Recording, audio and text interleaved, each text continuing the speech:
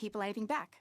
When people look to our leaders, not for applause lines, corporate buzzwords, social media clips, but for honesty, humility, seriousness, they look to this chamber and ask whether those entrusted with power truly understand the weight of the burdens on the shoulders of the people. Now is one of those times, because Canadians are tired. They are exhausted. Not because they don't want to work, but because they bear the burden of an extremely expensive government that takes too much and returns too little, that focuses on its own obsessions rather than on the needs of the people who pay the bills. Those Canadians who pay the bills, the ordinary Canadians, no, the extraordinary Canadians, who build the homes, who swing the hammers, who frame our buildings, who drive our trucks, who invest in our businesses, who mortgage their homes to start new enterprises. Those are the silent voices whose murmurs of pain and suffering have grown louder and louder without any heed from government. They needed hope yesterday. They needed relief. They needed evidence that someone in this government had heard them, believed them, respected their sacrifices, and was finally prepared to act in their interests instead of the government's interests. Instead, they were met with the most expensive failure in modern Canadian history. This Prime Minister, the figurehead that the Liberals had paraded in front of Canadians as a new guarantor of discipline, competence, stability, the man we were told would clean up the Liberal mess, has brought a bigger shovel and dug a deeper hole. Far, far deeper. For nearly a year, the Liberals and their supporters told us that this Prime Minister was different than the man he had advised for the preceding 5 years. Smarter, more responsible, that he would be the adult in the room. But even before the budget was presented, the promises were all broken. It was revealed that the mythology was false, because this budget confirmed the truth. Until this government, in this government, there is no discipline, no restraint, no plan. Only politics, posturing, and pain for the people who do the work, pay the taxes, and hold the country together. Les chiffres parlent pour eux-mêmes. The numbers speak for themselves. The Prime Minister is going to add another $80 billion of debt to our national debt. That's double the debt that Justin Trudeau left behind him. It's the highest debt other than in COVID times, and it's $16 billion higher than the deficit the Prime Minister promised during the election. It's about $5,000 per Canadian family.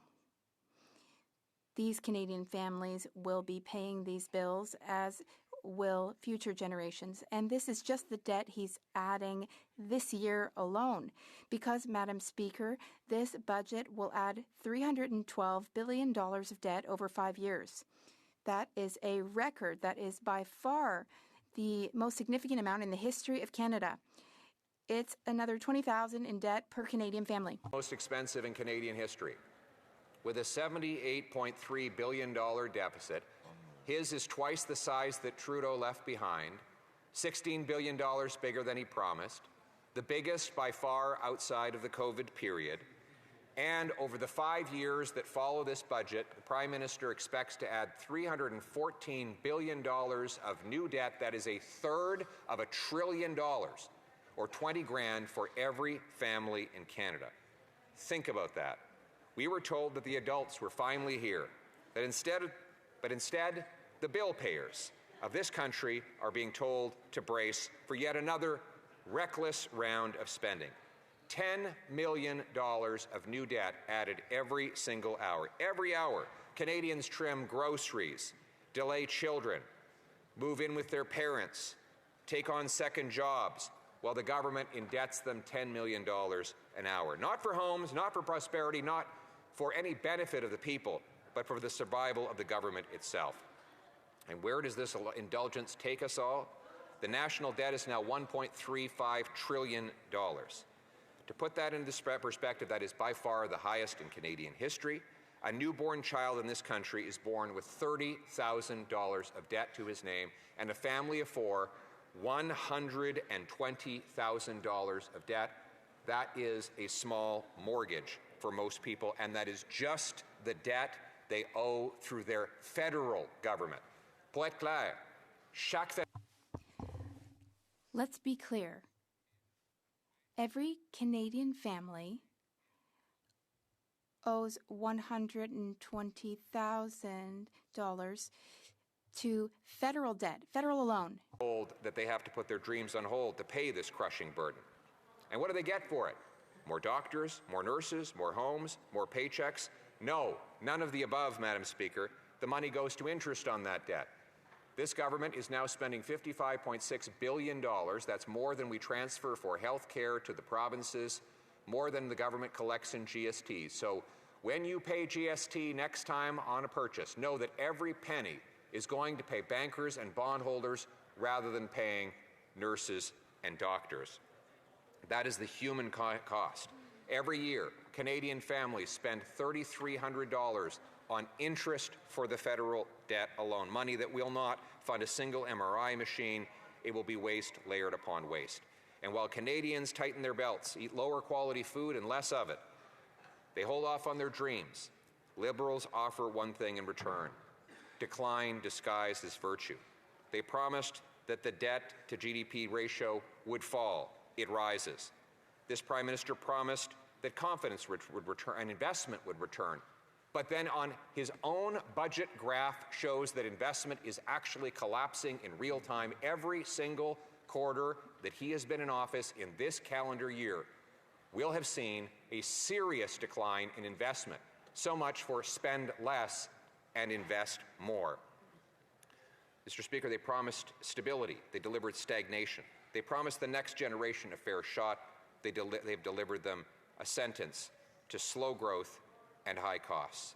And that might sound like economists speak, but here is the real human cost of that.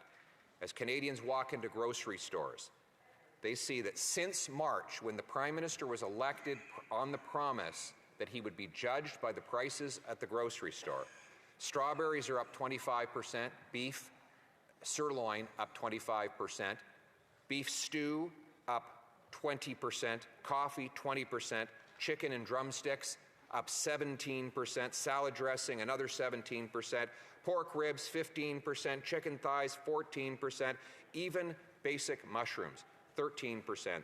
Canadians are not eating gourmet, Madam Speaker. In fact, many of them are not eating some days at all. A recent poll by a recent survey and study done by a food bank association demonstrated that over 10% of Canadians are now skipping meals for an entire day because they cannot afford to eat. Food bank usage tells the story. It has doubled since 2019, when this Prime Minister became the economic advisor to his predecessor. 1 in 5 Canadians who go to a food bank have a job, but their paycheck doesn't buy them food. And while the Liberals keep telling us that they're going to bring in a school food program, since they made that promise, children going to food banks have doubled to 700,000 a year. A month. 700,000 children a month are relying on food banks. And hanging over every farm, every factory, every trucker who moves goods, every person who has anything in a modern civilized life is the massive and growing industrial carbon tax. Yes, it is still there. It's true, the government has paused the visible carbon tax, thanks to Conservative pressure. But they have maintained, and in this budget decided to increase the industrial carbon tax, which punishes those who produce food and those who build homes. Let me quote directly from the food professor, who warned, "It's not gone. The industrial carbon tax, the worst part, is still there. Only the consumer portion was reduced to zero. Processors and growers shoulder heavy costs. The industrial carbon tax remains. Pay attention. It continues to erode competitiveness in the agri-food sector. And most damning of all, the U.S. produces food more efficiently and more cheaply than we do. The cost gap is growing, not shrinking. When experts are practically begging the government to stop harming food production with high taxes on every aspect of the food chain, then this is a matter of ideology, not of human need.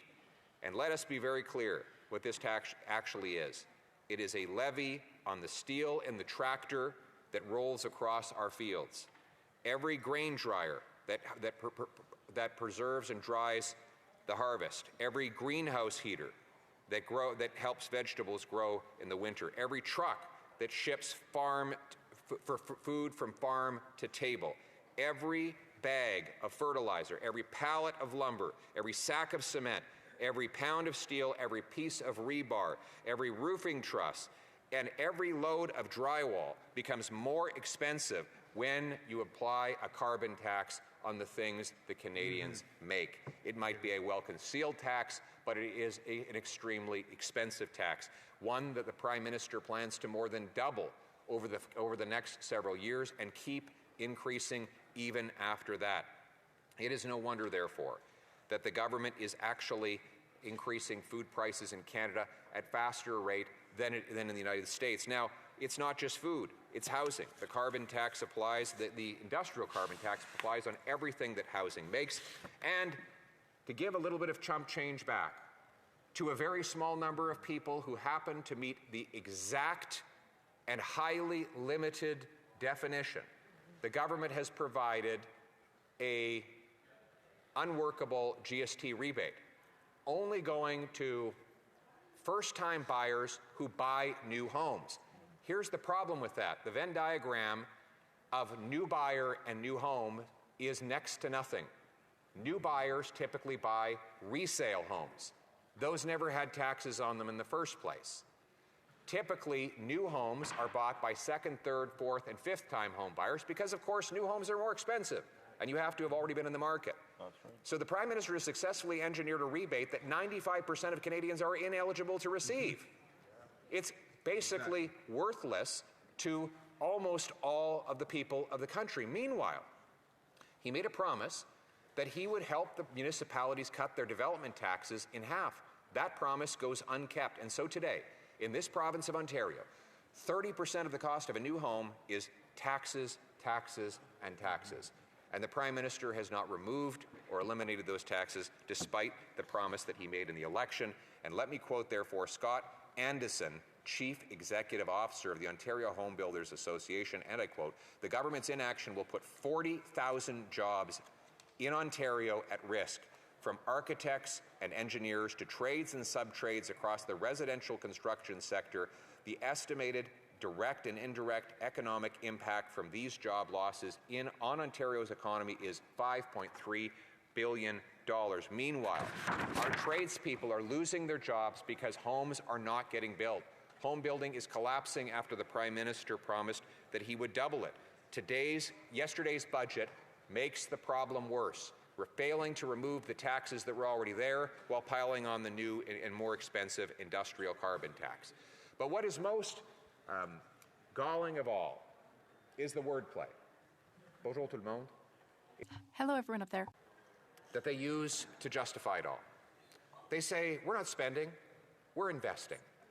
This sounds like a new buzzword, but it's actually very old. The Prime Minister Justin Trudeau claimed that he was going to invest when he promised a small deficit of $10 billion that would be gone in 3 years. Remember that? He said the budget would balance itself. Now, I don't say that derisively because he actually had a well-thought-out chain of steps that he believed would happen. He said, if you borrow money and you spend it in the economy, it will cause economic growth and investment that will then go back into tax revenues and the budget will balance itself. That is, he didn't express it in those sorts of terms, but that's what he meant. And that's exactly what the Prime Minister today is promising. He's claiming that deficits can be converted into investment. Well, there's 3 reasons why that never happens. First of all, and by the way, you don't have to take my word for it. The investment numbers themselves are clear. Since the government started adding new debt, investment in Canada has collapsed. We had the worst investment per capita of any country in the G7 and the worst drop in Canadian history as the Liberals doubled deficits. So there is a negative correlation between deficits and investment. Why? First, everything comes from something. Nothing comes from nothing. Governments get deficit financing only two ways. They print it or they borrow it. If they print it, they increase the money supply faster than the things money buys, and you get inflation. We've seen that. Or they borrow it out of the marketplace. That somebody has to lend it, meaning the money that is lent to the government cannot be put to other, more productive uses. This is called the crowding out effect. That's what economists call it. It's when government borrows money out of the economy, depriving the private sector of the investment that it needs for more productive activities. And therefore, when government borrows out of the economy in order to spend back into the economy, there is no net increase in economic activity. It is simply redirected to another purpose, away from productive private sector investment towards unproductive government spending. And so you take money away from factories, pipelines, warehouses, tech research, and other income-generating assets to give it to bureaucracy that ultimately devours the money and never produces a return. Now, we saw this. The most incredible example, of course, was in Israel, which was running massive deficits in the 1990s and paying out 6% interest on its government bonds. This starved the Israeli economy of investment. When the government finally stopped spending, balanced its budget, investment in the tech sector exploded because bondholders were forced to actually invest in productive R&D rather than passively handing their money over for a government-guaranteed return. And as a result of paying down debt, they unlocked more investment, and there was a venture capital boom that meant that right now Israel has more companies trading on the NASDAQ exchange than does all of Europe, a continent with 75 times more people. So if we want to unlock investment, one of the things we need to stop doing is borrowing that investment out of the economy. Instead, leave it in the hands of productive private sector investment that will grow and expand our economy. The second reason, la deuxième raison pour laquelle The second reason why deficits aren't investments, because the deficit of today is the taxes of tomorrow, and every person in business knows that. When people see these huge deficits, when they hear about it in the news, they start to believe that in the future they will have to pay more in taxes, so they start saving, just in case. When the government increases spending, the consumer, the investor, and businesses invest less in the economy. Why governments' deficits don't produce more investment and economic activity as well is because people are not stupid. They know that today's deficits are tomorrow's taxes. And so businesses and individuals tend to hoard their money in anticipation of future tax increases when they see that there are large-scale deficits in the present. This has been borne out by research by the IMF, which found that high-debt countries like Canada with high deficits tend to have households holding back on investments of their own, and the same goes for business. The only reason why money-making projects do not happen in Canada is not because we aren't spending and borrowing enough money, it's because the government is standing in the way of those very same projects. What it needs to do is get out of the way. Get out of the way. Get out of the way and let mines be dug in 2 or 3 years approval time. Get out of the way, approve pipelines that can go to the coast so that we no longer have to give all of our oil to the Americans at discounts. Get out of the way, grant rapid permits for LNG plants, massive plants that are $30 or $40 billion, totally funded by the private sector and massively profitable because the price for a million metric British thermal units in Canada is $3, where in Asia it's over $10. We can make enormous amounts of money if the government will get out of the way and let these things happen. But of course, that would be no fun for the government. Nobody wants written on their tombstone, here lies politician Smith. He got out of the way. They all want to say he built this thing, he built that thing with other people's money, right? And so it serves the ego of the politician to take the money out of the economy and put it back somewhere else, even though it costs enormous amounts, or to block this economic activity only to subsidize that same economic activity. You know, it's like the great President Ronald Reagan said, if a liberal sees something that moves, they tax it. If it keeps moving, they regulate it. And when it stops moving, they subsidize it. Why not just do none of the above? Why not just get out of the way and let free people, entrepreneurs, workers, unlock their incredible natural potential to build, make, move, fix, develop, and invent things for all of us? That would be a much more sensible way to get investment. The Liberals have offered us nothing but managed decline. We want national renewal. They've offered excuses. We, as Conservatives, offer results. They offer debt and drift. We offer discipline and direction. They offer scarcity. We offer possibility. They offer a failed past. We offer a bright future. They trust only in themselves to run the lives of other people. We trust in the Canadian people to make their own decisions for themselves. Nous, les conservateurs, the Conservatives want to get government out of the way, reduce the burden on our businesses and entrepreneurs, and to free up the energy and the genius of Canadians so that they can actually follow their ambitions. Clear plan to do it. We want to lower the taxes on work, investment, home building, and energy. Let's cut income taxes for real, not $83 a year, a real income tax cut that will actually boost take-home pay and reward hard work. Let's get rid of taxes on energy, like the industrial carbon tax. Let's get rid of all taxes on home building, which would be enough to reduce home building costs in some provinces by as much as $200,000. That's right. Let's get rid of investment. Let's get rid of taxes on investment. You want more investment? Stop taxing investment. No capital gains tax for anybody who reinvests in Canada. That would be a way to get lots of investment going. No brainer. We need to unlock and reward the entrepreneurship of this country. But right now, our entrepreneurs are like eagles locked in a bird cage. They can't go anywhere because they're hemmed in and blocked from flying by high government taxes and heavy regulatory burden. We want to liberate Canadians to spread their wings, their economic wings, and fly.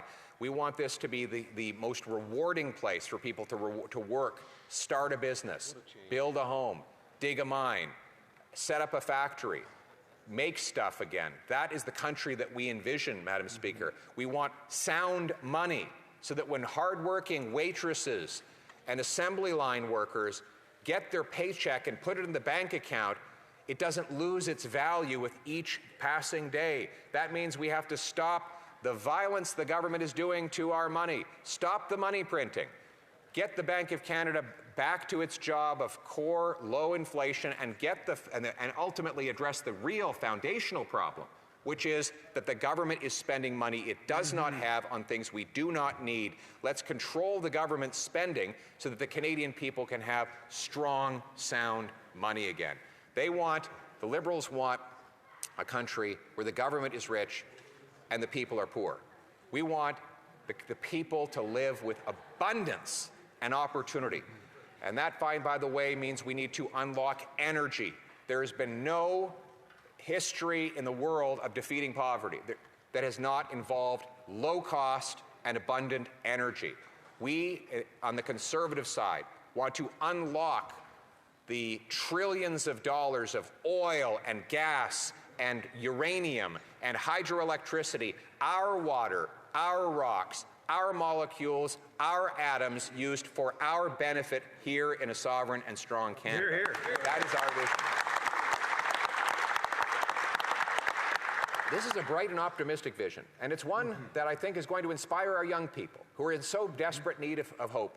And I want to say to our youth today, we as Conservatives see you. We see the heavy bags under your eyes as you work that third shift in a single day, or you're off to drop off Uber Eats again because you need it to pay your rent. We hear the stress and the strain in your voice as you wonder how you're going to pay the rent. We hear also the tone of hopelessness as you wonder whether you'll ever be able to start a family. We hear you, we see you, we are with you, and we are here to offer you homes, jobs, and hope. our young people will once again be rewarded for their ambition, their hard work, their ingenious activity, their contribution to our country. Their hard work will once again be liberated to their own benefit and to the benefit of all Canadians. We are not here to tell our youth who have done nothing but sacrifice since their teenage years that they need to sacrifice more at the altar of a costly, confiscatory, and expensive Liberal government. The hard work of our young people should go to their benefit. This should be a land of promise, freedom, and opportunity for our youth. And so we reiterate that what this country needs is an affordable budget for an affordable life for all of our people, in a country that rewards hard work, unlocks entrepreneurs, a nation not of bureaucrats and busybodies, of rulers and rule makers, of gatekeepers and grandees, but instead a nation of adventurers and artists, of entrepreneurs and explorers, of workers and warriors, of pioneers and patriots, all united to restore the promise of Canada that anyone from anywhere can do anything, that hard work gets you a great life on a safe street in a beautiful house under our proud flag, Canada First, Canada Forever. Merci beaucoup. Thank you very much. Questions and comments. The Honourable Parliamentary Secretary to the Government House Leader. Yes, thank you, Madam Speaker. You know, I remember the day when the Leader of the Official Opposition sat in the government benches when they took a multi-billion-dollar surplus from Ralph Goodale and turned it into a multi-billion-dollar deficit, and it fed through. Now, if you take a look in real dollars, the value of the dollar today compared to what it was back in 2009, 2010 budget, his budget back then had more of a deficit than this budget. Yet they are building their case, Madam Speaker, on an issue that is somewhat surprising, because he sat around a government in real dollars that had more of a deficit than what is proposed in this budget. Does he not see any inconsistency in that, Madam Speaker? Honourable Leader of the Opposition. Yes, I do see a lot of inconsistency in the member's question, Madam Speaker. His leader was elected promising to spend less. He's spending 100% more in deficits than his predecessor. He promised that he would deliver the fastest growing economy in the G7. He's delivered the fastest shrinking economy. He promised more investment, but the government's own documents in the budget demonstrate investment is collapsing since he took office as Prime Minister. He promised he would double home building, and home building is expected now by his own government agency to drop by 13%. This Prime Minister has broken every single promise he made, and he's only 7 months into his term. He's also proving, despite the assumption that because he dresses more in a more corporate image that he would be better with money, he's more expensive than Justin Trudeau by every objective measure. The debt and the spending is more expensive today. The Honourable Member for Jonquière. Thank you very much, Madam Speaker. I would like to congratulate the Leader of the Official Opposition for his speech. I hope that this will impress his troops, because we want to keep the government in a minority position. In the budget, there is a great deal of investment in fossil fuels. There is a backpedaling on the energy transition. There is an extremely high investment in defense. And as my colleague from Mirabel said, it's so much a conservative budget that there's a conservative member who crossed the floor. So I would like to ask the Leader of the Official Opposition whether or not he's jealous of the budget that was tabled. The Honourable Member of the Opposition. I have to admit, Madam Speaker, that I'm not jealous at all. I'm a bit depressed to see how huge the Liberal deficit is. When the Conservatives were in power, yes, there were short-term deficits, but we managed to balance the budget a few years after, once the crisis in the United States ended. we managed to balance the budget and leave the country in the best financial state of all G7 countries, and that's what we'll do next time.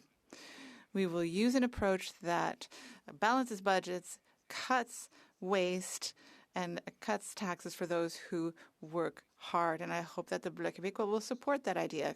The Honourable Member for Saanich Goldfarb. Thank you, Mr. Speaker. It's so rare to have the opportunity that the Leader of the Official Opposition gives a sufficiently long speech that the questions get around to me. So I want to thank him for that from the bottom of my heart. And I do want to say that I'll probably be voting the same way that he will on this budget, unless changes are made. But I wanted to ask a question because I know he's a reader and thinks about issues, and I'm fascinated by the fact that this Prime Minister appears to be taking his main policy advice from a book called Abundance. I'm sure he's heard of it, big bestseller by Ezra Klein, New York Times columnist. And his thesis, the entire book Abundance, comes to this, which sounds like a conservative speech in Canada, but for one thing, the whole book is about the United States. So the basic thesis of Ezra Klein and Derek Thompson's book is that you can't build anything in the United States. There's just too many regulations, too much red tape. Nothing gets built in the United States. The book isn't about Canada. And I'm fascinated by the fact that this particularly popular book, particularly with some folks like the Prime Minister, is leading us astray in terms of what it really takes to incentivize investment in Canada. I wonder if the Honourable Leader of the Official Opposition has had a chance to have a look at why you can't build anything in the United States despite MAGA and all of Trump's efforts. Honourable Leader of the Opposition. Well, first of all, I have to say that this is the first time anyone on that side of the House of Commons has congratulated me for speaking a really long time. So thank you for that. I didn't expect that. Secondly, I haven't read the book Abundance, but frankly, the member opposite says that you can't build anything in the United States. Well, the economy there is actually growing. The most recent quarter, it was up 3.4%. And in fact, this budget, published by this government, showed that if productivity gains had been the same in Canada as they had been in the United States from 2017 to 2023, the average Canadian family would be $11,000 richer today. Why are we not more productive, even though we have the best workers in the world? Because our economy is starved of investment. We have the lowest investment per capita in the G7. The worker in Canada gets $15,000 of investment. The American worker gets $28,000. You need to unlock the massive power of free enterprise if you want to change that to the benefit of the worker and the entrepreneur here in Canada. Honourable Parliamentary Secretary to the Government House Leader. Yes.